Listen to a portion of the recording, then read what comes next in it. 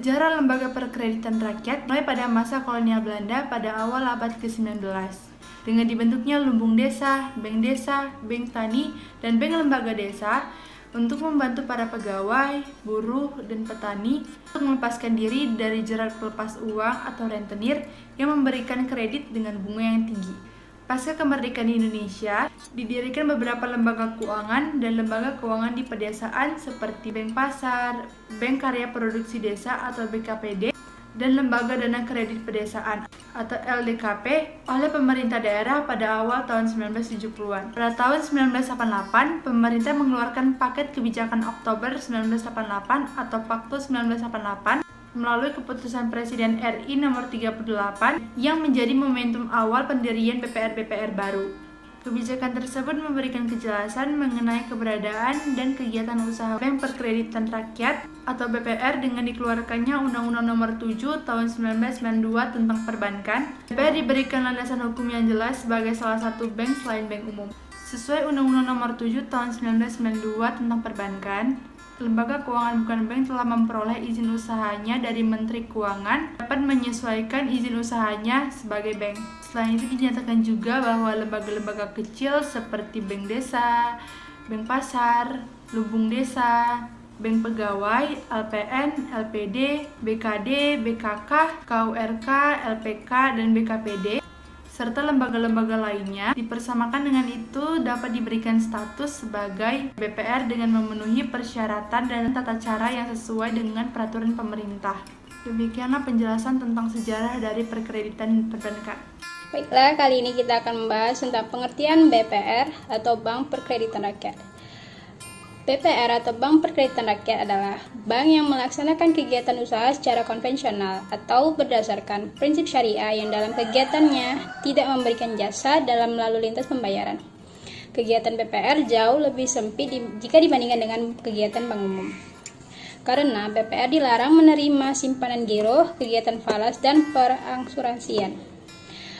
BPR jika berdasarkan kepemilikannya, maka BPR dibagi menjadi dua jenis, yaitu BPR yang dimiliki oleh pemerintah dan BPR yang dimiliki oleh pihak swasta.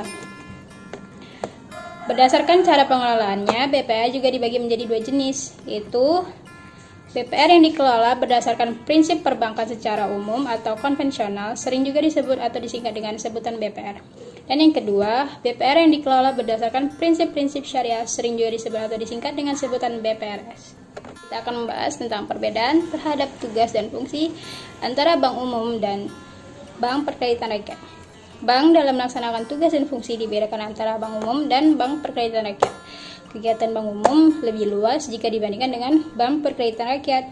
Artinya, produk yang ditawarkan oleh bank umum lebih beragam. Hal ini disebabkan oleh bank umum mempunyai kebebasan untuk menentukan produk dan jasanya, sedangkan bank perkreditan rakyat mempunyai keterbatasan tertentu.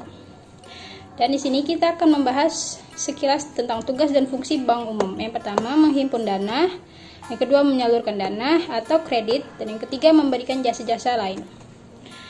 Lalu di sini ada tugas dan fungsi Bank Perkreditan Rakyat. Tugas dan fungsi serta kegiatan Bank Perkreditan Rakyat hampir sama dengan bank umum. Namun, cakupan layanan perbankan yang dilakukan oleh BPR dibatasi oleh berbagai persyaratan sehingga tidak dapat berbuat seleluasa bank umum. Keterbatasan kegiatan BPR ini sebenarnya terkait dengan misi pendirian BPR itu sendiri. Perbedaan utama dengan bank umum adalah masalah modal yang harus disetor. Untuk Bank Perkreditan Rakyat, jumlah modal lebih sedikit dari bank umum. Selain itu, Bank Perkreditan Rakyat memiliki keterbatasan antara lain tidak dapat melakukan transfer ke bank lain. Lalu ada jenis kegiatan usaha Bank Perkreditan Rakyat. Yang pertama, menghimpun dana dari masyarakat yang dapat berbentuk antara lain simpanan berupa tabungan, simpanan berbentuk sertifikat deposito, simpanan berbentuk deposito berjangka, dan simpanan dalam bentuk lain yang dipersamakan dengan tabungan dan atau deposito. Lalu yang kedua, memberikan pinjaman atau kredit kepada masyarakat. Yang ketiga, menyediakan pembiayaan dan simpanan atau penempatan dana berdasarkan prinsip syariah dengan syarat memenuhi ketentuan yang telah ditetapkan oleh Bank Indonesia. Yang keempat, menempatkan dana yang dimiliki Bank Perkreditan Rakyat ke dalam bentuk sertifikat Bank Indonesia, deposito berjangka pada bank lain, sertifikat deposito pada bank lain, dan tabungan pada bank lain.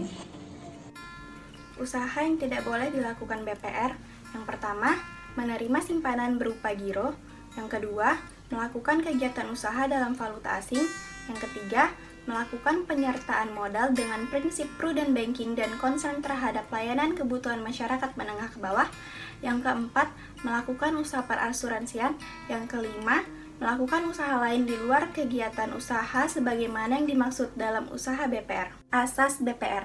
Dalam melaksanakan usahanya, BPR berasaskan demokrasi ekonomi dengan menggunakan prinsip kehati-hatian.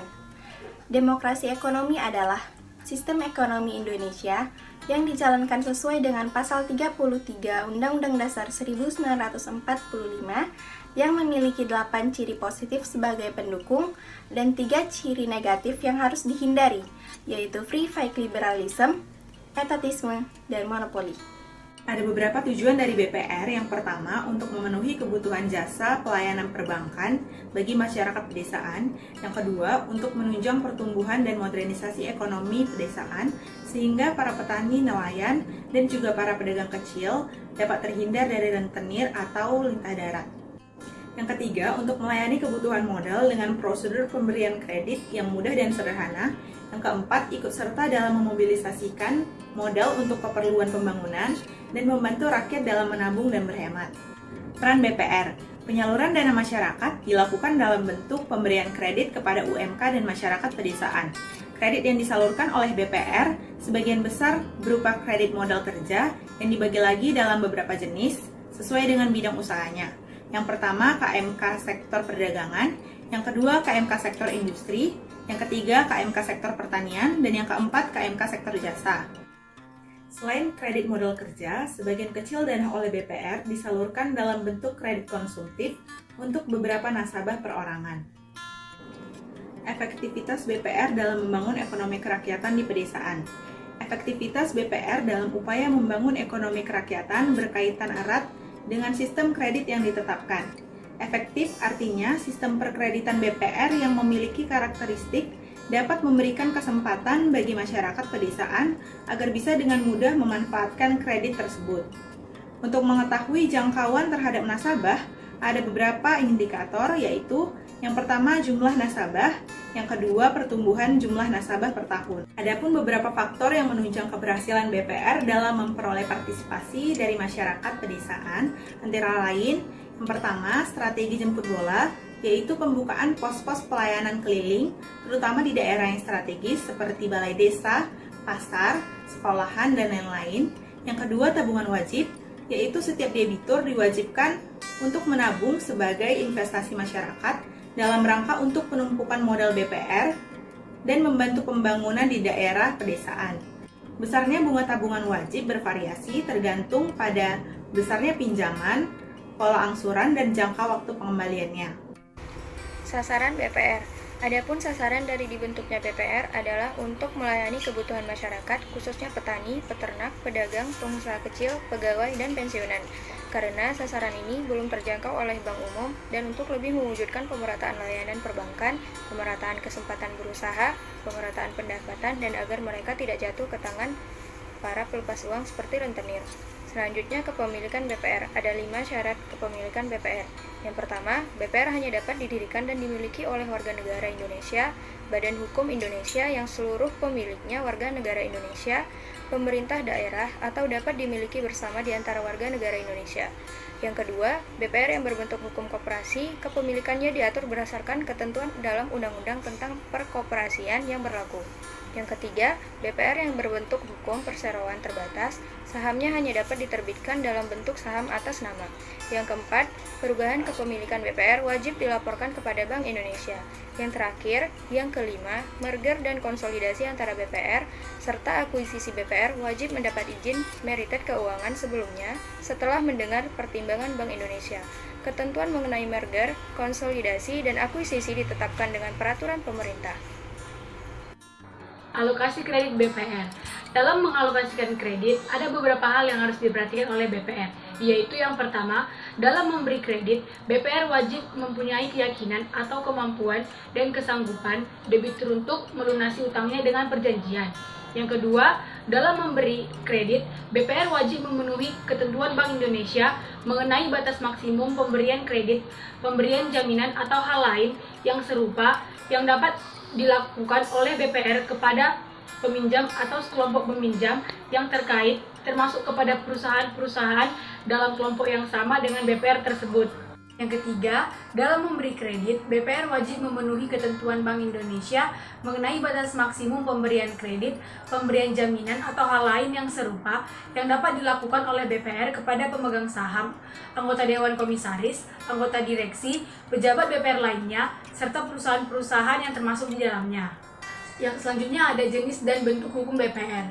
Berdasarkan Undang-Undang Perbankan Nomor 10 Tahun 1998, BPR diklasifikasikan menjadi yang pertama, BPR Badan Kredit Desa, yang terdiri dari Bank Desa dan Lumbung Desa. Yang kedua, BPR bukan Badan Kredit Desa, yang terdiri dari BPR XLDKP. Yang kedua, Bank Pasar. Yang ketiga, BKPD atau Badan Karya Produksi Desa.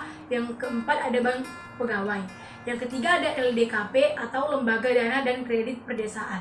Adapun bentuk hukum BPR adalah yang pertama perusahaan daerah, yang kedua koperasi, yang ketiga perseroan terbatas, dan yang keempat bentuk lain yang ditetapkan oleh peraturan pemerintah. Kali ini saya akan membahas mengenai fungsi Bank Perkreditan Rakyat. Adapun fungsi BPR sebagai berikut. Yang pertama, memberi pelayanan kepada masyarakat yang kesulitan atau tidak memiliki akses untuk ke bank umum. Yang kedua, membantu pemerintah mendidik masyarakat dalam memahami pola nasional. Yang ketiga, menciptakan pemerataan kesempatan berusaha bagi masyarakat pedesaan. Dan yang keempat ialah mendidik dan mempercepat pemahaman masyarakat akan lembaga keuangan formal. Selanjutnya ialah manajemen Bank Perkreditan Rakyat. Manajemen BPR adalah pengelolaan kredit yang dijalankan oleh bank agar kredit berjalan dengan baik sesuai kesepakatan bank dengan debitur. Manajemen BPR terdiri atas dua, yaitu yang pertama manajemen umum yang diarahkan untuk melihat kualitas manajemen organisasi suatu bank. Yang kedua adalah manajemen resiko yang diarahkan untuk meminimalisir resiko yang dihadapi BPR dengan prinsip kehati-hatian. Ada berbagai macam produk BPR yang terbagi atas 5, yaitu sebagai berikut. Yang pertama, berdasarkan segi kegunaannya terbagi atas kredit produktif dan kredit konsumtif. Yang kedua, berdasarkan segi jangka waktu terbagi atas kredit jangka pendek, kredit jangka menengah, dan kredit jangka panjang. Yang ketiga, berdasarkan segi jaminan terdapat kredit dengan jaminan dan kredit tanpa jaminan. Yang keempat, berdasarkan sektor usaha terbagi atas pertanian, perindustrian, pertambangan, pendidikan, perdagangan, dan jasa-jasa sosial masyarakat. Dan yang kelima, berdasarkan segi ukuran besar kecil debitur terbagi atas kredit usaha kecil dan menengah atau UKM dan kredit korporasi. Selanjutnya saya akan membahas mengenai pengawasan dan pembinaan BPR. Pengawasan dan pembinaan BPR merupakan salah satu tugas Bank Indonesia yang diatur dalam Undang-Undang Nomor 3 Tahun 2004. Dalam melaksanakan pembinaan dan pengawasan, Bank Indonesia bertugas untuk menetapkan peraturan, memberikan dan mencabut izin atas kelembagaan dan kegiatan usaha BPR, serta melaksanakan pembinaan dan memberikan sanksi kepada BPR. Dalam melaksanakan pengawasan dan pembinaan, Bank BPR diarahkan untuk mengoptimalkan fungsi bank sebagai yang pertama, lembaga kepercayaan masyarakat, yaitu untuk menghimpun dan menyalurkan dana. Kedua, pelaksanaan kebijakan moneter. Dan yang ketiga, lembaga yang ikut serta dalam pertumbuhan ekonomi dan pemerataannya sehingga tercipta perbankan yang sehat. Dalam pelaksanaan dan pembinaan BPR, pada saat ini Bank Indonesia melaksanakannya dalam dua metode pendekatan.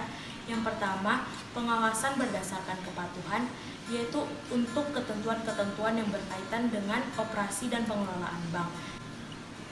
Yang kedua, pengawasan berdasarkan risiko, yaitu yang difokuskan pada aktivitas fungsional bank dan pengendalian risiko.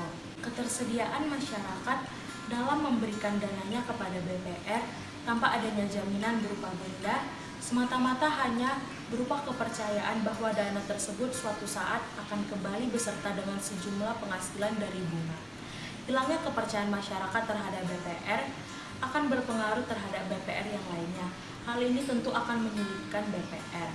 Oleh karena itu, diperlukan pengawasan dan pembinaan untuk menjaga kepercayaan masyarakat terhadap BPR. Kepercayaan masyarakat menunjukkan bahwa masyarakat percaya bahwa suatu BPR memiliki niat dan motif yang bermanfaat terhadap nasabah dan juga memberikan nilai positif terhadap nasabah. Dalam hubungan konsumen dan penyedia jasa, faktor kepercayaan sangat penting. Maka, untuk menjaga loyalitas suatu nasabah, diperlukan kepercayaan nasabah. Menurut NBC, kepercayaan terdiri dari beberapa indikator. Yang pertama, bank sangat peduli terhadap keamanan konsumen saat melakukan transaksi. Yang kedua, bank menjanjikan pelayanan dan produk yang dapat diandalkan. Yang ketiga, bank tetap menjaga kualitas dari pelayanan. Yang keempat, para karyawan bank menunjukkan rasa hormatnya kepada konsumen dengan melaksanakan kewajibannya untuk memenuhi kebutuhan konsumen. Berdasarkan jurnal penelitian yang berjudul Bank Perkreditan Rakyat, Kepercayaan dan Loyalitas pada Bank BPR Bantul, ditunjukkan bahwa tingkat kepercayaan berhubungan positif dengan tingkat loyalitas. Bank BPR Bantul sendiri memiliki reputasi yang baik di daerah tersebut, sehingga hal ini menunjukkan bahwa nasabah memiliki tingkat kepercayaan dan loyalitas yang tinggi terhadap Bank BPR Bantul. Keloyalitasan para nasabah BPR Bantul ditunjukkan dengan adanya pertama, para nasabah tetap bersedia untuk mengajukan kreditnya di BPR Bantul. Yang kedua, para nasabah tidak terpengaruh oleh iklan ataupun daya tarik kelembagaan keuangan yang lain. Yang ketiga, para nasabah bersedia untuk merekomendasikan BPR Bantul. Yang keempat, para nasabah juga menceritakan hal-hal yang positif tentang BPR Bantul. Yang kelima, para nasabah juga bersedia untuk membayar tingkat bunga pinjaman yang telah ditentukan oleh BPR Bantul. Dengan demikian, dapat disimpulkan bahwa pengawasan dan pembinaan di BPR Bantul terlaksana dengan cukup baik. Hal ini dikarenakan para nasabah di BPR Bantul memiliki tingkat kepercayaan dan loyalitas yang tinggi. Sekian presentasi dari kelompok kami. Terima kasih.